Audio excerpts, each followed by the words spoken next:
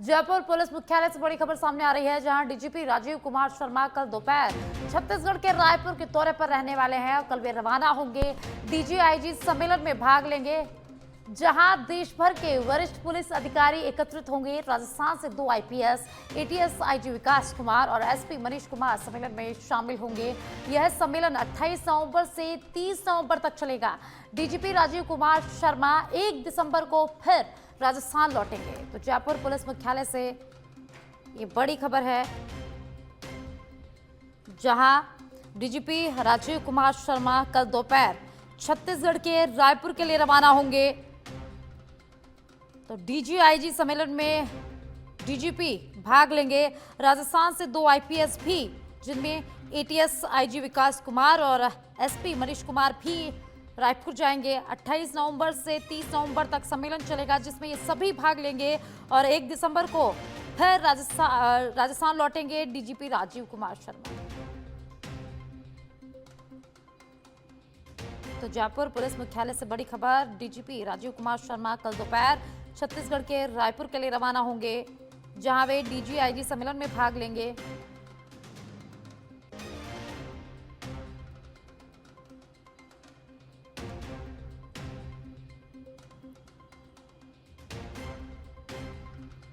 तो राजस्थान से 2 आईपीएस भी रायपुर जाएंगे, जिनमें एटीएस आईजी विकास कुमार और एसपी मनीष कुमार शामिल है। ये दोनों भी छत्तीसगढ़ के रायपुर जाएंगे और सम्मेलन में भाग लेंगे। 28 नवंबर से 30 नवंबर तक डीजीआईजी सम्मेलन चलेगा, जिसमें ये सभी शामिल होंगे। 1 दिसंबर को डीजीपी राजीव शर्मा फिर राजस्थान लौटेंगे। तो जयपुर पुलिस मुख्यालय से ये बड़ी खबर हम आपको बता रहे हैं, जहां डीजीआईजी सम्मेलन में भाग लेने के लिए डीजीपी राजीव कुमार शर्मा कल दोपहर छत्तीसगढ़ के रायपुर के लिए रवाना होंगे। तो 28 नवंबर से 30 नवंबर तक ये सम्मेलन होगा, जिसमें डीजीपी राजीव कुमार शर्मा भाग लेंगे और 1 दिसंबर को वापस राजस्थान आएंगे डीजीपी राजीव कुमार शर्मा।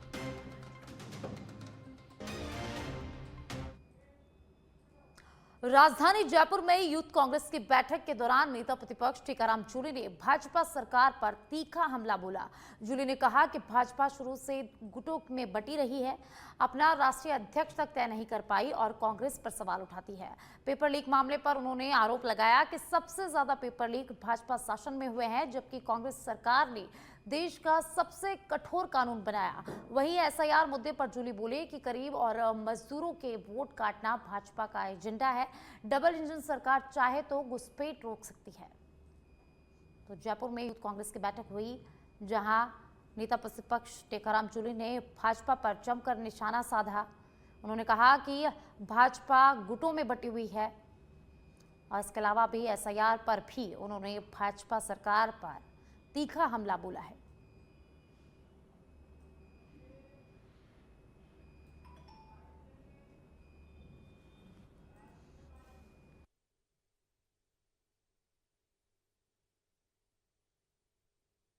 ने खून पसीने से सींचा है।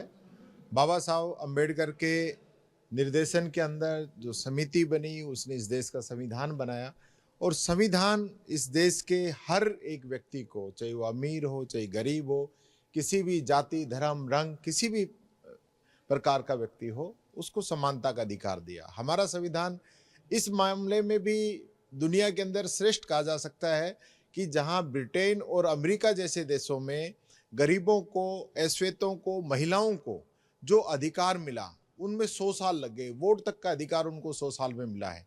हमारे यहाँ जिस दिन संविधान लागू हुआ उसी दिन से ये अधिकार मिले हैं। ऐतिहासिक संविधान हमारा पूरी दुनिया के अंदर है और हमारी यूथ कांग्रेस के द्वारा आज से जो अभियान शुरू किया गया है, मैं समझता हूँ आज जो एसआईआर का एक प्रोपेगंडा भाजपा सरकार चुनाव आयोग के माध्यम से कर रही है, उसका जो सीधा सीधा नुकसान हो रहा है वो गरीबों को, दलितों को, पिछड़ों को, घुमंतू जातियों को, मजदूरों को हो रहा है। और सरकार जब से डबल इंजन की सरकार अपने आप को बताती है, जब से लोग केंद्र में और राज्य के अंदर आए हैं, तो जनता की जो आम समस्याएं हैं, मूलभूत जो आवश्यकताएं हैं, उन पे कहीं इनकी नज़र नहीं है। किसानों को आज भी बीज के लिए, खाद के लिए, बिजली के लिए प्रदर्शन करने पड़ रहे हैं, पानी उनको मिल नहीं पा रहा है, युवाओं को रोजगार के लिए भटकना पड़ रहा है। ऐसी जो भी समस्याएं हैं, इन सब को लेके भी। और अब श्रीगंगानगर से खबर है, जहां जिले में संगठित अपराध के खिलाफ चल रही विशेष मुहिम के तहत पुलिस ने एक बड़े साइबर अपराध, हवाला लेन देन और फर्जी बैंकिंग नेटवर्क से जुड़े गिरोह का खुलासा किया है। थाना जवाहरनगर की पुलिस टीम ने 2 कार से 3 युवकों को गिरफ्तार किया है और उनके कब्जे से भारी मात्रा में नकदी, चांदी, बैंकिंग दस्तावेज, सिम कार्ड, लैपटॉप और अन्य संदिग्ध सामग्री को भी बरामद किया है। पुलिस अधीक्षक डॉक्टर अमृता दोहर ने बताया कि प्रारंभिक जांच में यह पूरा नेटवर्क साइबर धोखाधड़ी, हवाला ट्रांजैक्शन और फर्जी खातों में संचालन से जुड़ा हुआ पाया गया है। आरोपियों से 21,10,000 रुपए नकद, 21 किलो 514 ग्राम चांदी, 90 chequebook, 13 passbook, 64 ATM card, 44 SIM card और कई फर्जी दस्तावेज जब्त किए गए हैं।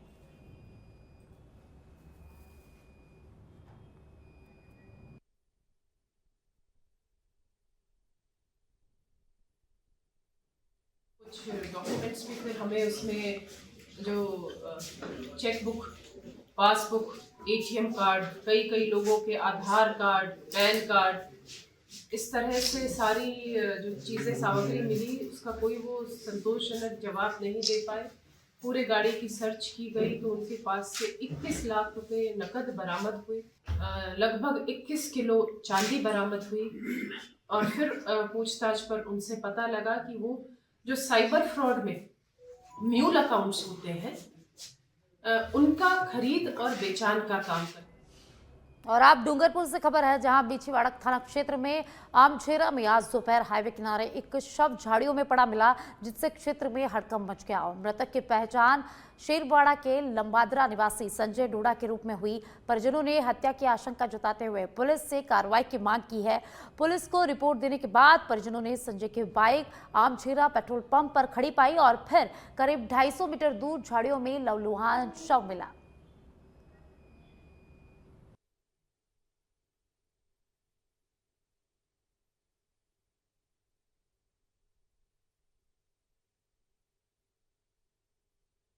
जो मेरा भाई लगता है, ये कल शाम को 6 बजे लगभग ये निकला घर से किसी को बिना बताए हुए।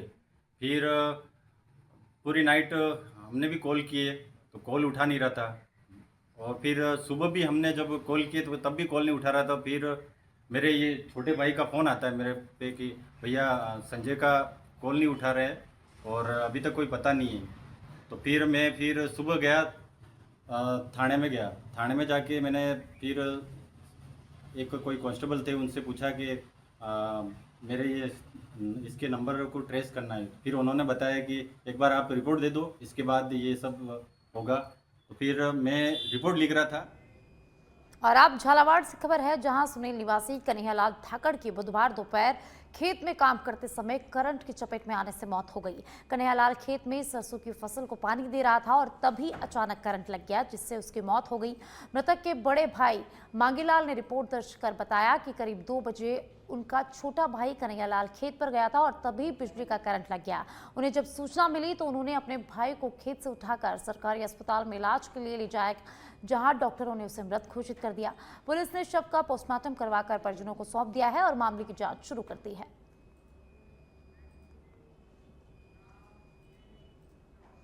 धौलपुर के राजाखेड़ा क्षेत्र में रबी फसलों के लिए यूरिया खाद की किल्लत जारी है। बुधवार को कृषि विभाग ने थाने में टोकन व्यवस्था शुरू की, लेकिन किसानों को लंबी कतारों और 1 किलोमीटर दूर निजी डीलर की दुकान तक जाने में परेशानी हुई। किसानों का आरोप है कि जिले में यूरिया की असली कमी नहीं है, बल्कि खाद विक्रेता मनमानी कीमतों के कारण स्टॉक नहीं उठा रहे, जिससे कृत्रिम खाद की कमी हो रही है। किसानों ने जिला प्रशासन से खाद की कालीबाजारी रोकने और वितरण व्यवस्था सरल बनाने की मांग की है।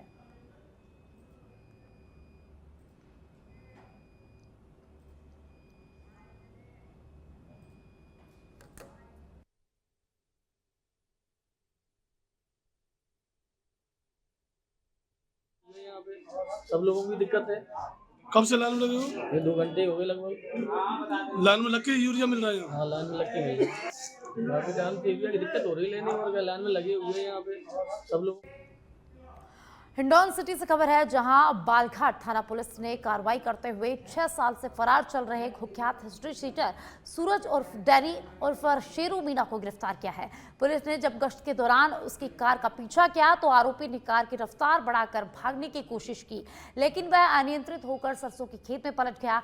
हादसे में सूरज का पैर फ्रैक्चर हो गया और वह घायल हो गया। पुलिस ने सूरज मीना के अलावा उसके 2 साथियों रवि मीना और हिमांशु मीना को भी गिरफ्तार किया है, जो हादसे में घायल हुए थे। तीनों को अस्पताल में इलाज के लिए भर्ती कराया गया है। सूरज मीना के खिलाफ जयपुर, करौली, गंगापुर सिटी, श्री महावीर जी, बालघाट समेत 15 आपराधिक मुकदमे दर्ज हैं। पुलिस ने सूरज की गिरफ्तार पर 10,000 रुपए का इनाम भी घोषित किया था। बालघाट थाना प्रभारी महेश मीना के नेतृत्व में इस पूरी कार्रवाई को अंजाम दिया गया है। और आप डूंगरपुर से खबर है, जहां ओबरी डेटा मार्ग पर शनिवार शाम खून से लथपथ मिले युवक प्रकाश डंडोर की हत्या का पुलिस ने 72 घंटों के अंदर खुलासा किया है। उसे अस्पताल में मृत घोषित कर दिया गया था। प्रकाश की बहन पायल ने हत्या की आशंका जताते हुए रिपोर्ट दर्ज कराई। पुलिस ने सीसीटीवी और तकनीकी जांच से पड़ताल की और 3 युवकों राकेश, अरविंद और अमृतलाल को डिटेन किया। मनोवैज्ञानिक पूछताछ में तीनों ने हत्या कबूल की। आरोपियों को गिरफ्तार कर न्यायालय में भी पेश किया गया।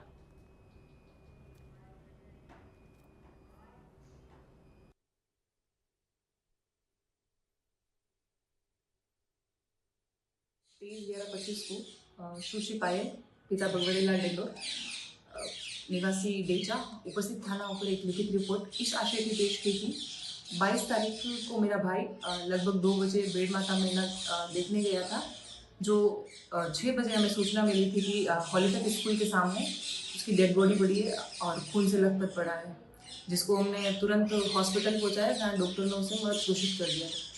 प्रकरण दर्ज कर श्रीमान जिला पुलिस अधीक्षक महोदय के निर्देशानुसार व अतिरिक्त पुलिस अधीक्षक महोदय के मार्गदर्शन में व वृत्ताधिकारी महोदय सागवाड़ा के नेतृत्व में थाना हाजा पर अलग अलग टीमें गठित की गई थी। टीमों द्वारा मुखबरी तंत्र और टेक्निकल एविडेंस व सीसीटीवी फुटेज व राहगीरों की मदद से संदिग्धों को डिटेन किया गया। डिटेन कर सख्ती से पूछताछ की और मनोवैज्ञानिक तरीके से पूछताछ की गई थी, तो उन्होंने जुर्म करना।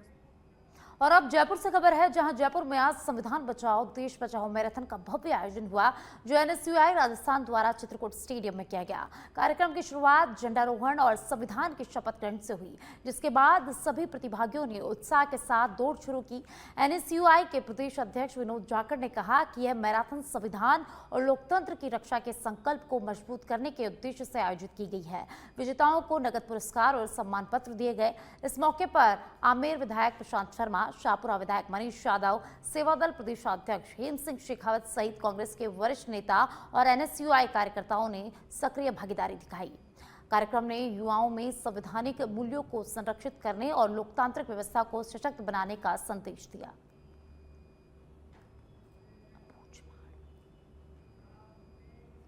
अबूझमाड़ में नक्सल संगठन तेजी से बिखर रहा है और मंगलवार को नारायणपुर में एक और बड़ा सरेंडर हुआ है।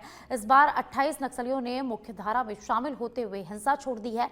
इनमें 19 महिलाएं और 9 पुरुष शामिल हैं। यह सरेंडर गृह मंत्री अमित शाह द्वारा अबूझमाड़ और उत्तर बस्तर को नक्सलवाद से मुक्त घोषित किए जाने के बाद हुआ है। इस महीने पहले भी 200 से ज्यादा नक्सलियों ने जगदलपुर में सरेंडर किया था। नारायणपुर में सरेंडर करने वालों के कुल 89 लाख रुपए का इनाम था और इनमें कुछ नक्सली अपने साथ हथियार भी लेकर आए थे। माना जा रहा है कि बस्तर में नक्सलवाद अब जल्दी ही समाप्त होने की दिशा में बढ़ रहा है।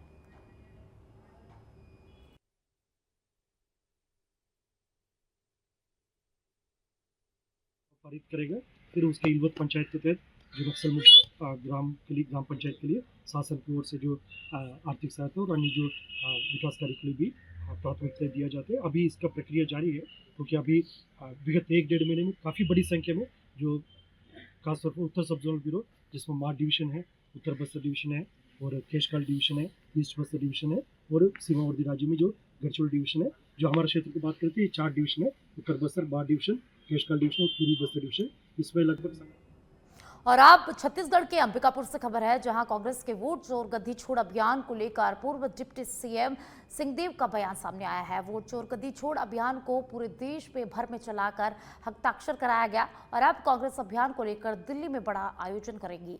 जो लोग वोट चोर गद्दी छोड़ अभियान से जुड़े, कांग्रेस पार्टी उन सभी को 14 दिसंबर को रामलीला मैदान में होने वाले देश स्तरीय सभा में आमंत्रित करेगी।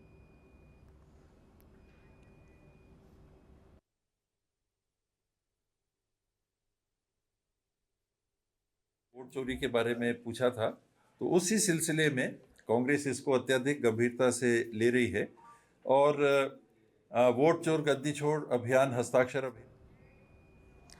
सचिन पायलट छत्तीसगढ़ के 2 दिवसीय दौरे पर होंगे। पहले दिन वे धमतरी में संविधान बचाओ दिवस कार्यक्रम में शामिल होंगे और साथ ही कांकेर में जिला स्तरीय कांग्रेस पदाधिकारियों के साथ बैठक भी करेंगे और दूसरे दिन जगदलपुर में विशेष सदस्यता अभियान SIR की समीक्षा करेंगे। उनका दौरा पार्टी को मजबूत करने, कार्यकर्ताओं में ऊर्जा भरने और आगामी उपचुनाव की तैयारी के लिए अहम माना जा रहा है।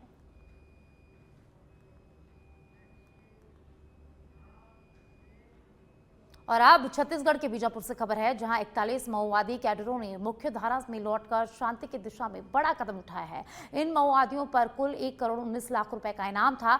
इसमें साउथ सब जोनल ब्यूरो के 39 माओवादी शामिल है और साथ ही DKSZC तेलंगाना स्टेट कमेटी और धमतरी गरियाबंद नुआपाड़ डिवीजन के माओवादी भी इस सूची में है। पुनर्वास योजना के तहत इन माओवादी कैडरों को नया जीवन और समाज में पुनः समाहित होने का अवसर मिला है। यह कदम माओवादी विचारधारा के खात्मे और छत्तीसगढ़ में शांति स्थापना की दिशा में एक महत्वपूर्ण पत्थर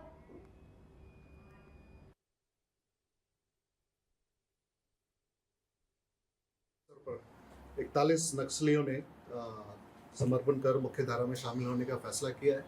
हम इस पहल का स्वागत करते हैं और CRPF व छत्तीसगढ़ पुलिस काफ़ी समय से एंटी नक्सल ऑपरेशंस में लगातार ऑपरेट कर रही है और पिछले काफ़ी समय से हम लोग ऑपरेशंस हमारे लगातार जारी हैं। साथ ही साथ हम लोग फॉरवर्ड ऑपरेटिंग बेस एस्टैब्लिश करते जा रहे हैं। जहाँ जहाँ वैक्यूम एरिया है और जहाँ जहाँ सुदूरवर्ती गाँव हैं, वहाँ पर हम अपना बेस एस्टैब्लिश करके वहाँ पर जो सरकार की कल्याणकारी योजनाएं हैं उनको वहाँ तक पहुँचा रहे हैं। और यही कारण है कि काफ़ी नक्सली काफ़ी मात्रा में उन्होंने सरेंडर करने का फैसला किया है। और अगर आप पिछले कुछ 2-3 महीने का देखें तो काफ़ी नक्सल की टॉप लीडरशिप और नक्सलियों ने सरेंडर किया है और जिन्होंने नहीं सरेंडर किया है वो एनकाउंटर पे मारे भी गए हैं। तो हमें उम्मीद है कि आने वाले समय में जो भी नक्सली बचे हैं वो सरेंडर करेंगे।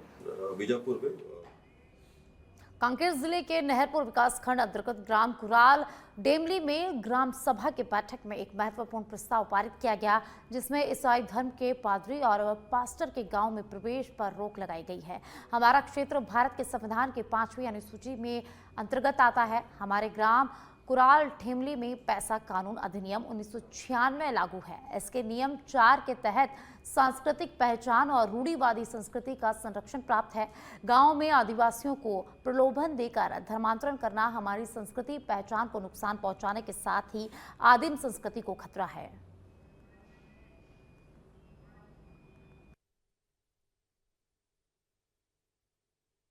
पांचवी अनुसूचित क्षेत्र में आता है, इसलिए यहाँ धर्मांतरण रोक लगाया गया है। ग्रामवासी रूढ़ी प्रथा को मानते हैं, क्योंकि हमारे ग्राम कुराल ठेमली 5वीं अनुसूचित क्षेत्र।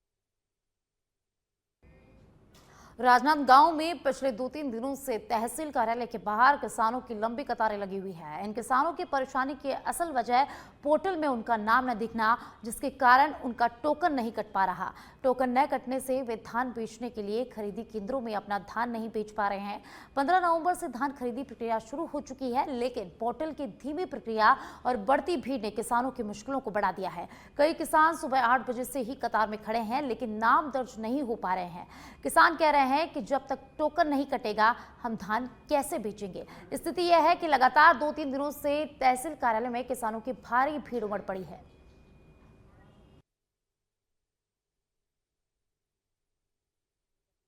ये है, कल मैं खसरा पटवारी की गलती के कारण अन्य फसल दर्शाया गया, उनको दुरुस्ती करने के लिए मैंने कल राजनांदगांव ऑफिस में यहाँ कमरा नंबर 5 में आया था और 5 में आने के बाद 10 बजे से खड़ा होकर के मेरा नंबर 3:30 बजे लगा और लगने के बाद उसने बताया कि हमने आपका काम कर दिया है, सुधार दिया है। लेकिन रात में रुकने के बाद आज सवेरे जब हमने टोकन कटाने के लिए ऑनलाइन में गया तो बताया कि नहीं आपका तो सुधरा नहीं, उतना ही है, 43 कुंटल दिखा रहा है, जबकि आपका 57। मैंने बोला मेरा तो 57 कुंटल का है। तो फिर वहाँ से दौड़ते हुए मैं फिर यहाँ कार्यालय में आया हूँ और कार्यालय में कमरा नंबर 5 में तो उसने बताया कि नहीं सर हमने तो आपका ओके कर दिया है। तो ये फिर ओके कर दिया तो क्यों नहीं हुआ? तो उसने बताया कि नहीं ये खाद्य विभाग अधिकारी वाला ओके करेंगे। तो हम लोग किसान आदमी कहाँ खाद्य अधिकारी, कहाँ तहसीलदार, कहाँ कलेक्टर के पास जाएंगे सर? यहाँ से ओके करवा के किसान को यहाँ से उनको प्रूफ दिखा। और अब खबर मध्य प्रदेश के पन्ना से है, जहां एक आईएएस अधिकारी संतोष वर्मा के बयान ने जबरदस्त विवाद खड़ा कर दिया है। 23 नवंबर 2025 को भोपाल के अंबेडकर मैदान में एक सम्मेलन के दौरान वर्मा ने कथित तौर पर आरक्षण पर एक आपत्तिजनक टिप्पणी की, जिसमें ब्राह्मण समाज की भावनाएं बुरी तरह से आहत हुई है। अधिकारी ने कहा था कि जब तक मेरे बेटे को कोई ब्राह्मण अपनी बेटी दान न कर दे या उससे संबंध न बना दे तब तक आरक्षण मिलना चाहिए। इस बयान को ब्राह्मण समाज ने अपमान और जातिगत द्वेष फैलाने वाला करार दिया है। पन्ना जिले में समाज के लोगों ने एएसपी को लिखित आवेदन देकर एफआईआर दर्ज करने और कठोर कार्रवाई की मांग की है। सोशल मीडिया पर वायरल बयान होते ही विभिन्न समुदायों से विरोध की आवाजें भी अब तेज हो गई हैं।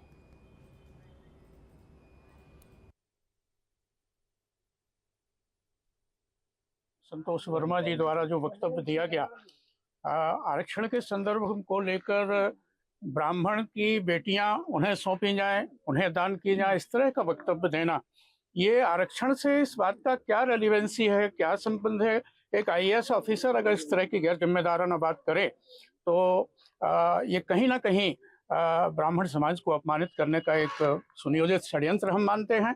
और आज जो ज्ञापन हमने पुलिस अधीक्षक कार्यालय में दिया है, इस पर 2-3 दिन का हम लोग प्रतीक्षा करेंगे।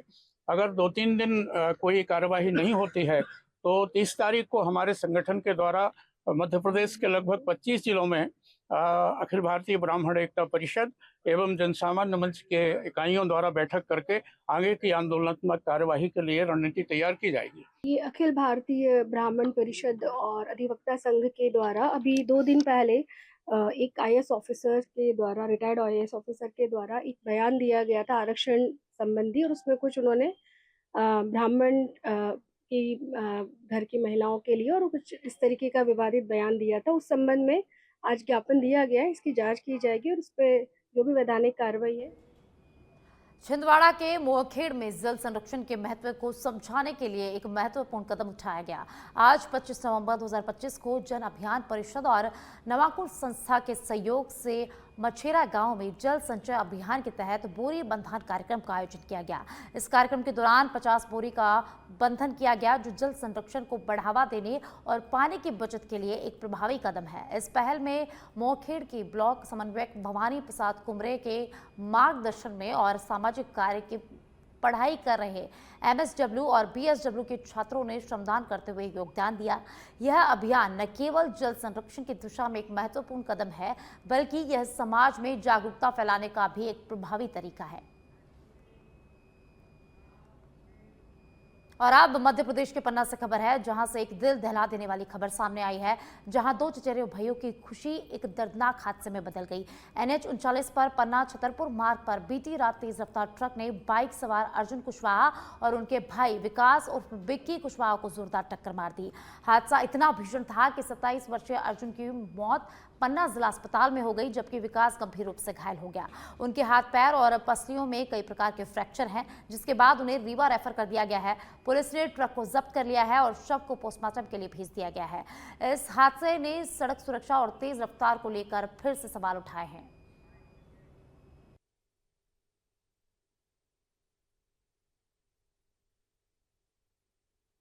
पन्ना पहुंच गए, शादी में आए थे किसी की, दोस्त यार की किसी बहन की शादी थी उनकी। वो शादी में आए थे तो हमने फ़ोन लगाया अपने बड़े भाई को, पहुंच गए पन्ना की नहीं। तो एक्सीडेंट हो गया था इसी जगह पे। तो किसी अनजान व्यक्ति ने फ़ोन उठाया था जिसने तो उसने बताया कि यहाँ एक्सीडेंट हो गया है, किसी लोग आए लोग। और अब भोपाल से खबर है, जहां रायसेन जिले में घटी एक शर्मनाक घटना ने पूरे प्रदेश को आक्रोश में ला दिया है। हाल ही में रायसेन के गोहरगंज में 6 साल की नाबालिग बच्चे के साथ सलमान नामक युवक ने बलात्कार किया। इस घटना के बाद से स्थानीय लोग पिछले 4 दिनों से गोहरगंज थाने के सामने विरोध प्रदर्शन कर रहे हैं और आरोपी की गिरफ्तारी की मांग कर रहे हैं। वहीं भोपाल हिंदू उत्सव समिति के अध्यक्ष चंद्रशेखर तिवारी ने कड़ा बयान दिया है। उन्होंने चेतावनी दी है कि अगर 5 दिनों के भीतर सलमान को गिरफ्तार नहीं किया गया तो भोपाल बंद किया जाएगा। उनका कहना था कि हिंदू समाज अब ऐसी घिनौनी घटनाओं को बर्दाश्त नहीं करेगा और इसका कड़ा विरोध करेगा।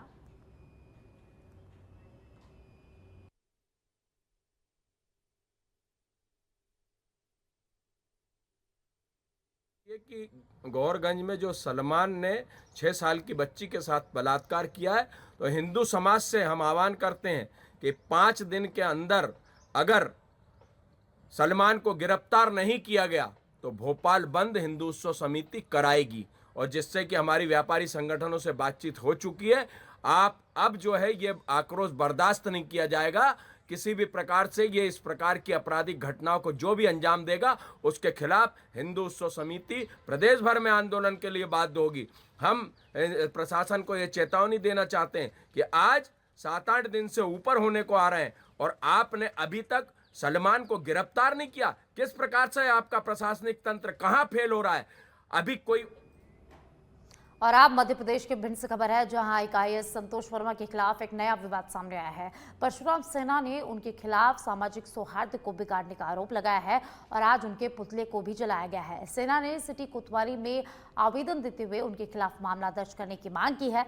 परशुराम सेना का कहना है कि संतोष वर्मा के बयान से समाज में असंतोष फैल सकता है और ऐसे बयान किसी समाज के खिलाफ नहीं दिए जाने चाहिए। इस मामले में परशुराम सेना के जिला अध्यक्ष सहित कई ब्राह्मण समाज के लोग मौजूद थे और उन्होंने कार्रवाई की मांग की है।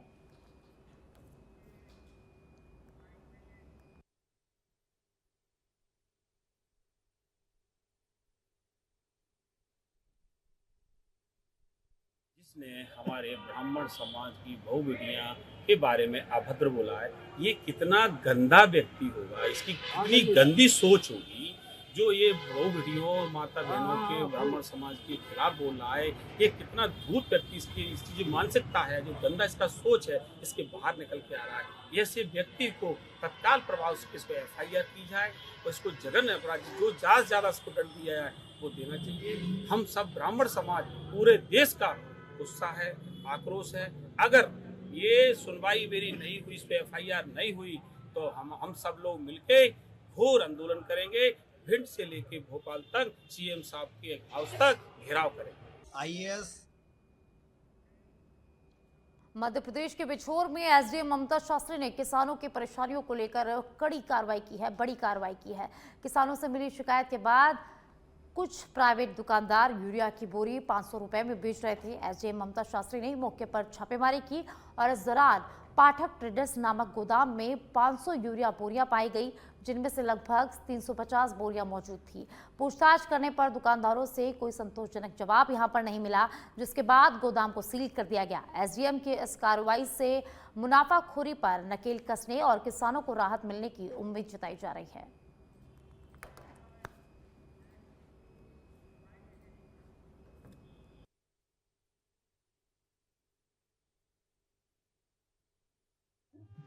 किंतु उनके पास गोदाम में जितने अनुपात में मिली थी वो नहीं पाई गई। ऐसी स्थिति में उसको सील करने की कार्रवाई की गई। और इसके अलावा और देखिए आपने गोदाम, इसके अलावा भी कोई गोदाम मेरे द्वारा नहीं देखे गए। साथ ही गोदाम पर हमने आज वितरण की कार्रवाई कराई है खाद की। बाकी तो शिकायत नहीं।